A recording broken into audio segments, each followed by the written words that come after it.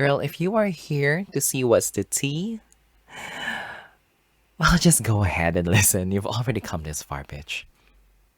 And that's on period.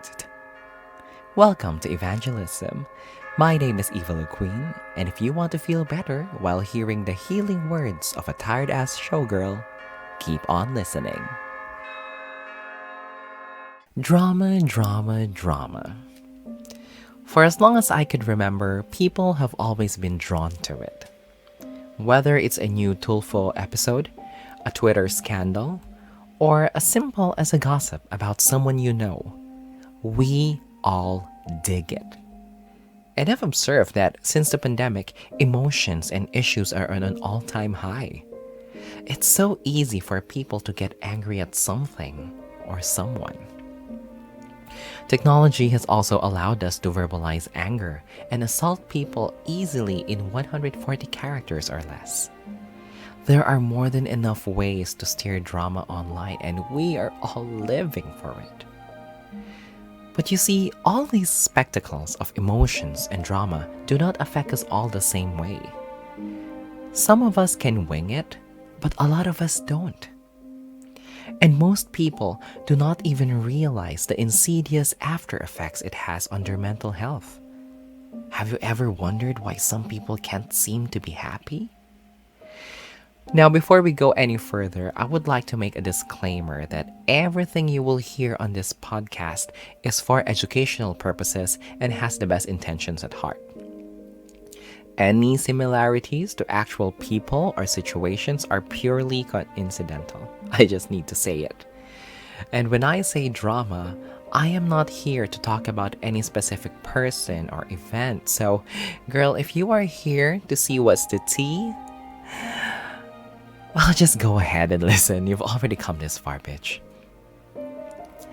So, people who thrive and like creating drama have a lot of things in common.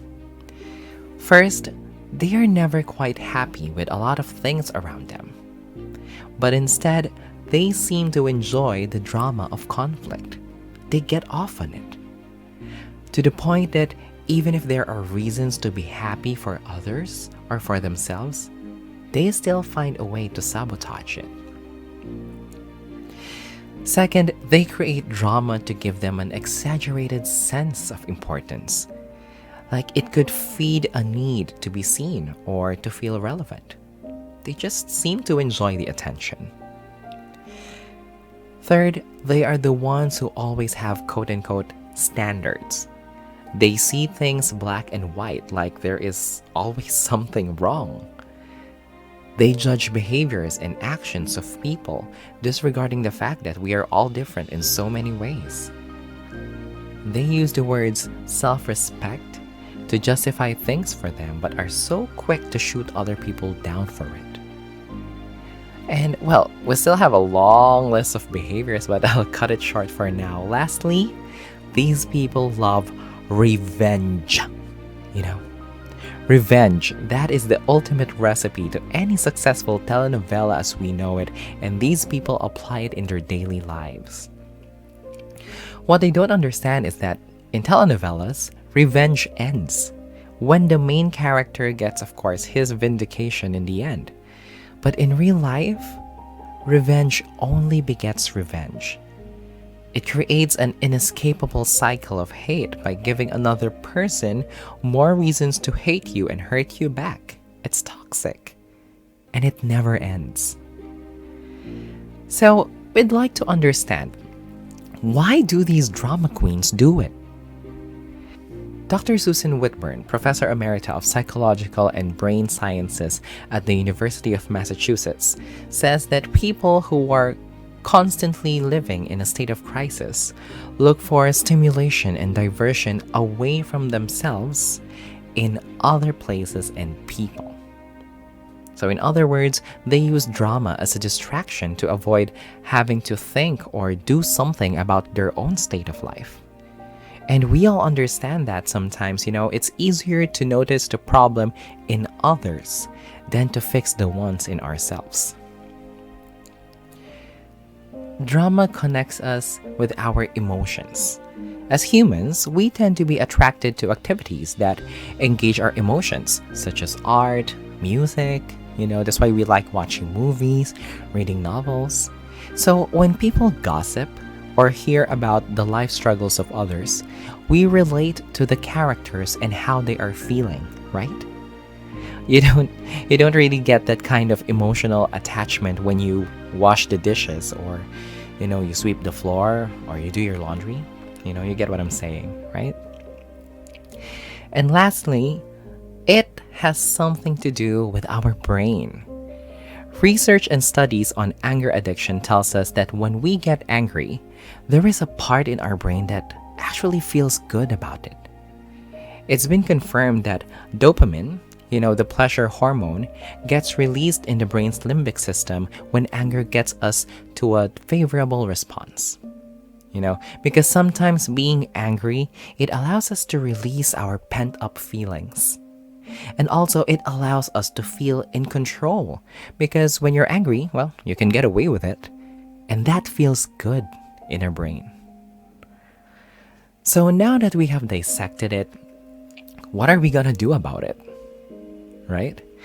You see, I, for one, do not deny that I engage in gossiping and drama with my own friends. You can't really avoid it. You can't really avoid drama. But to which extent do these drama and issues affect me and my actions? That is what I am really particular about.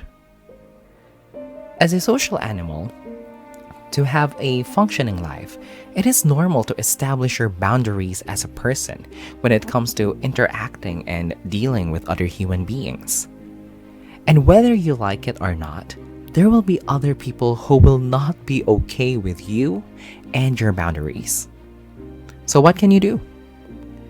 I think generally speaking, what we can do is that we can fix our perspective when it comes to drama or conflict.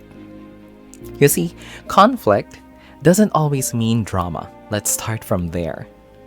So for me, what I do, I avoid labeling things as drama, but instead I call it differences. When you call it, quote unquote, a difference, you acknowledge the fundamental truth that our backgrounds, the people we met, how we are raised, our experiences, and our principles, and a million other things that made us who we are now, at this exact point of intersection with another person that we are arguing with, is different. Kumbaga, wag mong hanapin yung ugali mo sa iba. And more importantly, having these differences is not always a matter of right or wrong. We are just different. Also, in drama, when you remove the emotional part of it, you will realize that conflicts are nothing more than a difference in something. It could be a difference in opinion, a difference in perspective, and more often than not, a difference in understanding. So what do we do with differences? What you do with it, you discuss it. And when you do, you will only be left with two options. It's either parties come up with a compromise, or they agree to disagree. Then move on with your lives. So either way, it's a peaceful option, because if we will not overthink it, more often than not, it's merely a piece of information that we all dispute about. And lastly, never set yourself up for something that you will regret.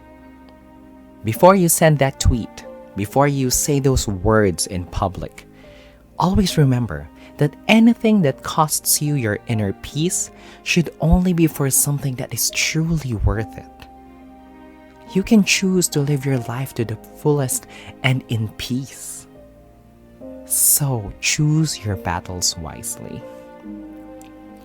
So to my listener today, I understand how drama can sometimes be a guilty pleasure. But whenever possible, I encourage all of us to make conscious and better choices. My sister once told me, gossip is the cheapest form of conversation. It is not based on facts, and its intent for spreading is never a good one. With drama comes trauma. Maybe not for you, but it is for a lot of people whom you may not even know are hurting.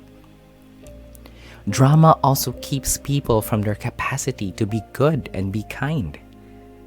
We've all been through so much already. A little kindness by choosing peace will go a long way.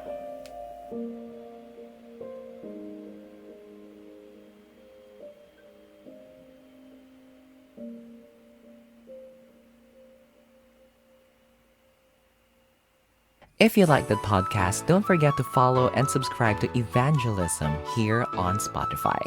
This audio is also available on YouTube at Drag Playhouse PH. Please help and support your local drag queens by following us on our socials. That's Evil Queen on Facebook, Instagram, and TikTok. Have a blessed day!